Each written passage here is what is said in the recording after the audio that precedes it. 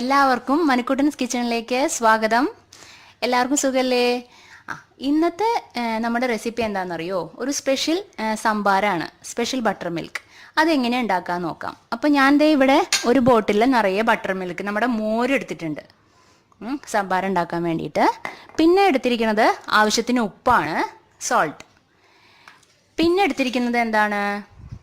ഒരു കഷ്ണം ഇഞ്ചി, പിന്നെ കുറച്ച് കറിവേപ്പില, കറി ലീവ്സ്, പിന്നെ ദാ കുറച്ച് ജീരകം.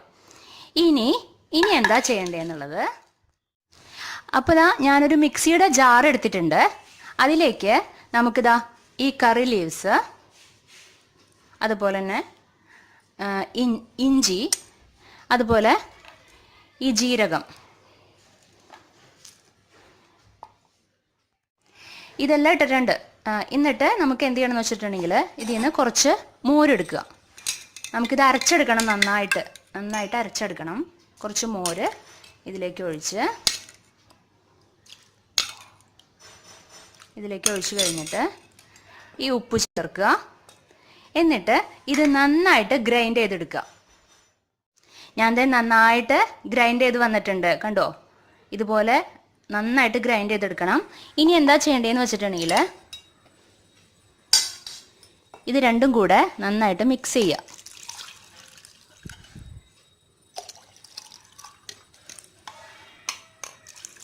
ഉപ്പ് നോക്കിയിട്ട് ഇടണം നമ്മൾ.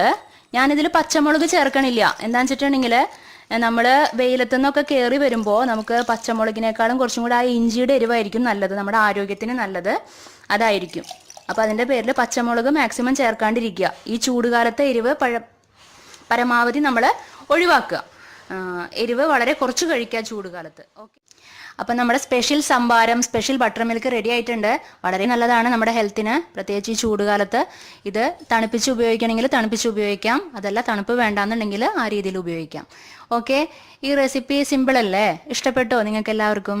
ഇഷ്ടപ്പെട്ട് കഴിഞ്ഞിട്ടുണ്ടെങ്കിൽ ലൈക്ക് ചെയ്യാനും കമൻറ്റ് ചെയ്യാനും ഷെയർ ചെയ്യാനും ഒന്നും മറക്കരുത് കേട്ടോ.